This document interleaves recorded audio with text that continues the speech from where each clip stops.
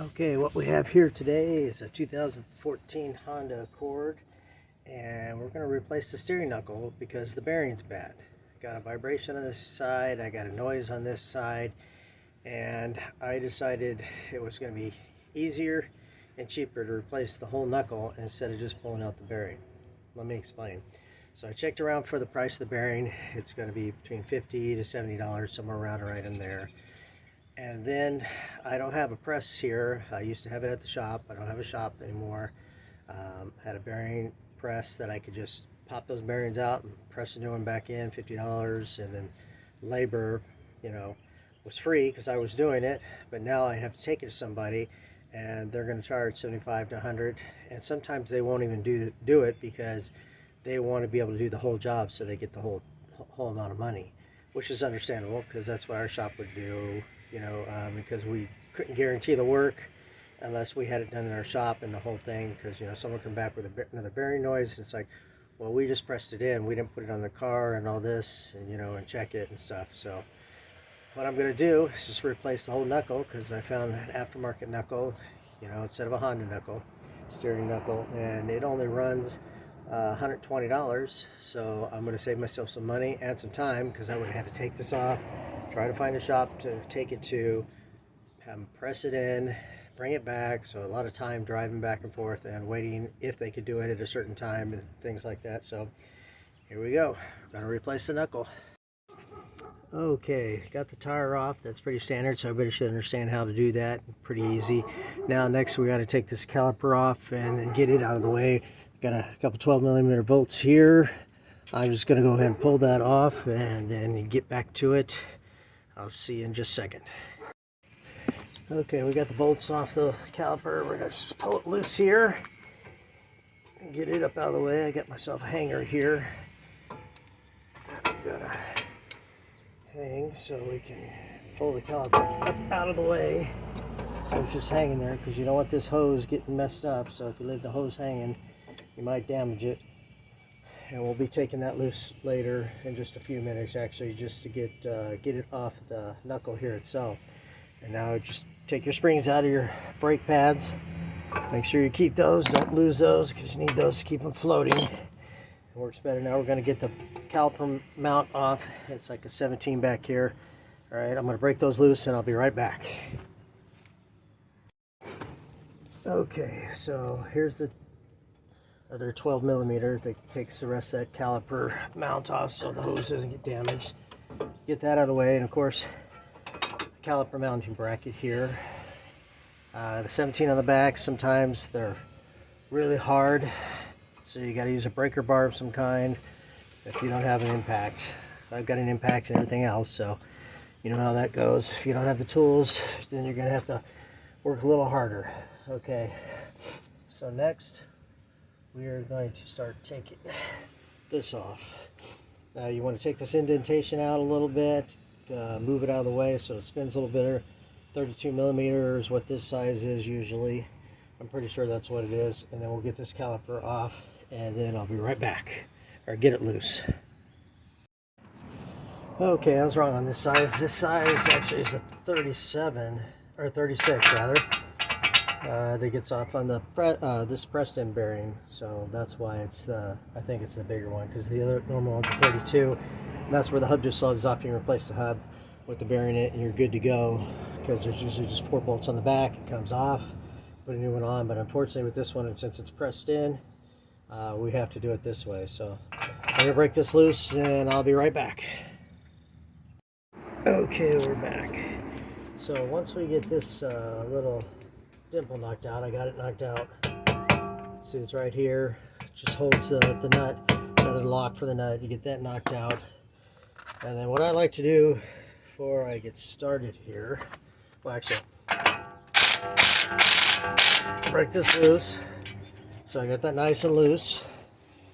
Take my rubber mallet and hit this so we can get that axle free. If you look, it's moving in slowly.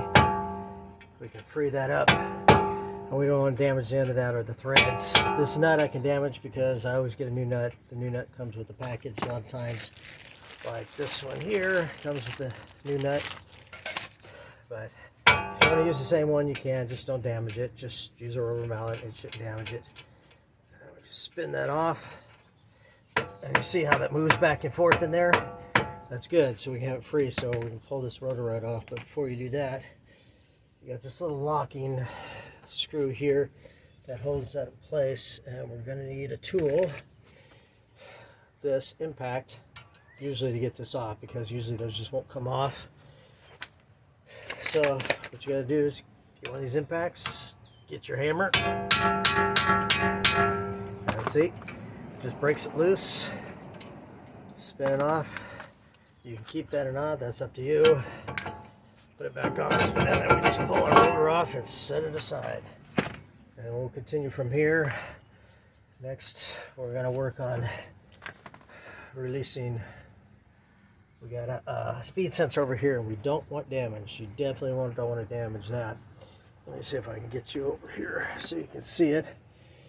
Come over here slowly, and right there. I know it's pretty dark in there. That wire goes to a speed sensor, and it's usually 10 or 12 millimeter. You got to get that loose, get it out of the way, disconnect from there, and just make sure you just don't mess that up, because then you got to pay for that, and that can get expensive. You don't want those damaged, and they're very sensitive, so be very careful with them, very gentle. All right, I'm going to get that off, and I'll be right back. Okay, I don't know if you can see that speed sensor right there. A little blurry maybe. There we go, speed sensor, it's right there. Now what you want to do is gently wiggle that thing back and forth. Try to do it with the little light I have here. Set that there, my hand in here. Just wiggle, wiggle, wiggle until that slides out gently. Don't try to force it or anything like that, because you do that and it's going to break, because this thing is basically just a piece of plastic in there. So with some magnets on it. So you want to be careful in here. There's a right here, the clip. Just squeeze the back end of that, pull that out, and just kind of tuck that away somewhere over there. Get it out of the way so it does not get damaged when you're working on the rest of it. Okay, now on with the rest of it. Next, we're going to take off the tie rod here, and then around on this side, the lower ball joint, if you can see it there, it's going to have to come loose. And then finally up here, take loose the bracket right here so we can get this off of here. All right, let me get on that stuff and I'll be right back. Okay, so for the upper ball, or excuse me, the tie rod end here, of course you got a cotter pin in there. You probably want to get a new one. Sometimes you can reuse these if they don't break and stuff like that, depends on how, but you know, just simply just bend it up, because it's usually wrapped around there pretty good. So get some pliers in there. I usually use cutters first, get a hold of it, and then pliers, and just squeeze it together. And then just take your pliers on the other side, use a little fulcrum here, and just keep pulling it out, and it'll come right out just like that. Probably a little too close. I don't know if you guys saw that, but you get the idea.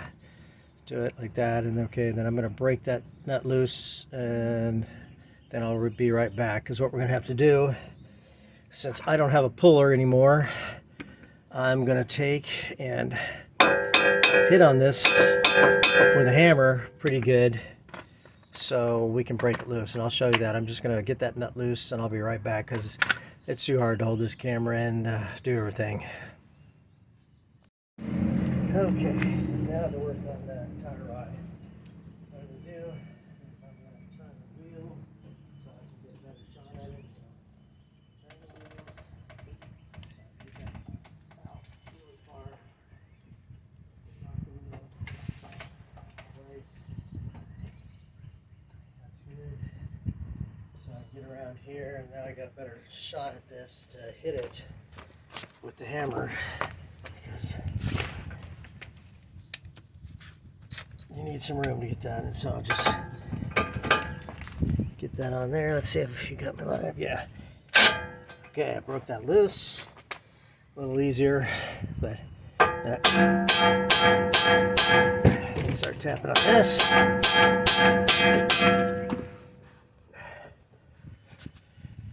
come loose a little bit there. Bring that up. There we go. See that? It's all loose. Pretty easy. Just be careful not to hit these threads. That's why I always like to leave the nut on there, just in case you miss and glance and hit those threads, you'll damage it. So now it moves up and down real easy. All you have to do is take this off. You're not messing with anything like that because you don't want to mess with your line. It comes right off. I usually stick this back on there because it protects the threads, just in case I'm doing something else and I hit that. So I think I got all that in there, hopefully. But as you can see, it came loose. And this thing is getting looser and looser, and this is still good. See how it moves in and out there? That's what we want. Now next, I'm going to go for the bottom one.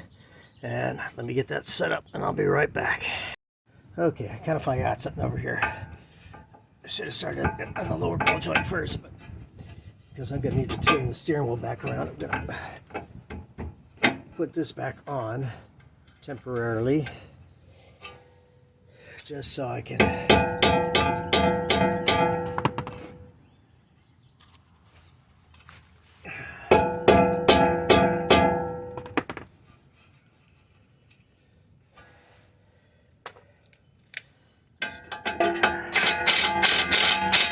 put it back on there for just a minute, because I got to turn the steering wheel, and that's the tie rod that pulls it. So because I need to get to the front side over here, because it's too hard to hit from the back side over here, because we got the backing plate in here. So let me get right back to it. Okay, here we go. Now we're going to turn the steering wheel the other way.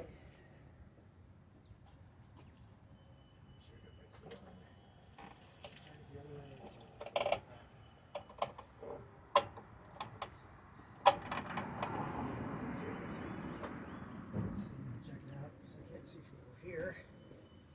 So, okay, there we go. Now you'll see down there, right there, I'm going to be hitting, because I got to get this loose, pop this out so I can get everything else out. So same thing, cotter pin down here, bend the cotter pin out of the way. And once you get the cotter pin out of the way, loosen the nut, leave it on a little bit, and just start giving a good smack here. You might even have to hit right in here, somewhere in there, and it'll help break that loose. And hopefully I can do that on camera, but I don't know if I'll be able to, because I need to swing from this side. So we'll see what I do. I'll try to reset this up and then start. Okay, here we go. Along the lower ball joint area here. Okay. For this, I already took the cotter pin off. Now I'm just gonna get this nut off. That was pretty easy, because I already kind of broke it loose because it was stuck a little bit. Make it a little easier. But same thing, what I'm gonna do is I'm gonna put this back on, because I don't want to damage those threads. When you're swinging a hammer, you never know which way it's gonna go, especially since you got to use a metal hammer here. Can't find my bigger hammer, but basically it's all this is just sitting right here. Same principle.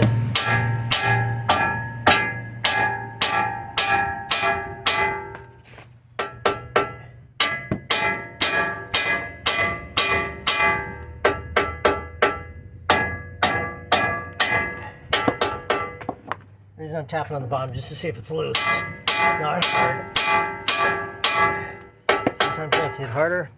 But in this case, I'm going to have to get a breaker bar to pry up a little bit. So let me find that, and I'll be right back. Okay, found my big hammer. Once I got my big hammer, got in here, a couple of good hits, and the pry bar. See that?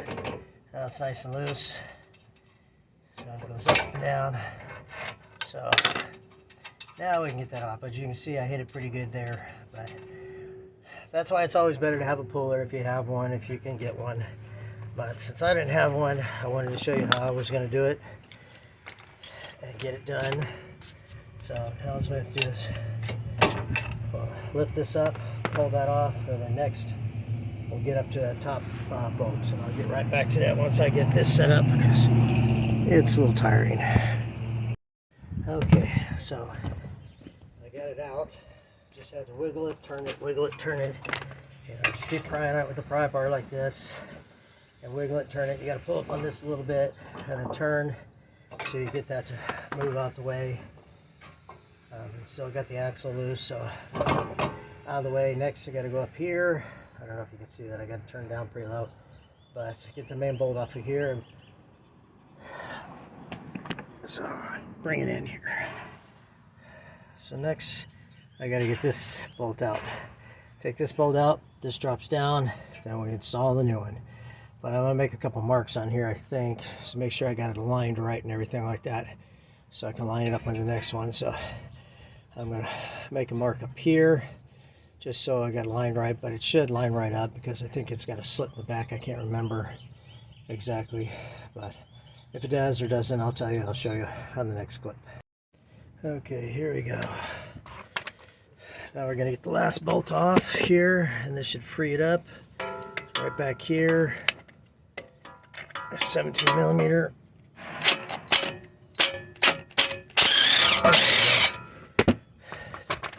There she goes, comes out, and now see how that just drops, and this will drop right out. Just make sure you don't have your ABS sensor hooked in there still. Make sure that's out, your brake line's out of the way, and anything else, because it's going to drop down. It's pretty heavy, and it's going to drop down, and then we're going to start to put the new one on. So I'll be right back. Okay, one more thing. We still got the axle in there, so I'm using an extension bar here. You can use whatever you want. We're just lightly tapping. We're going to tap that in some more so we can free it up, because you don't want to break that axle. An axle can separate if you're not careful. So I'll give it a little more better tap. See how it goes in. Just want to push it in there so we can get it out the other side. Keep going.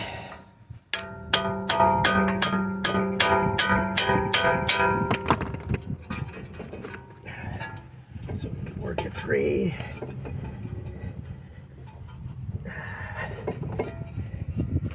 We have to pry it a little bit from back here.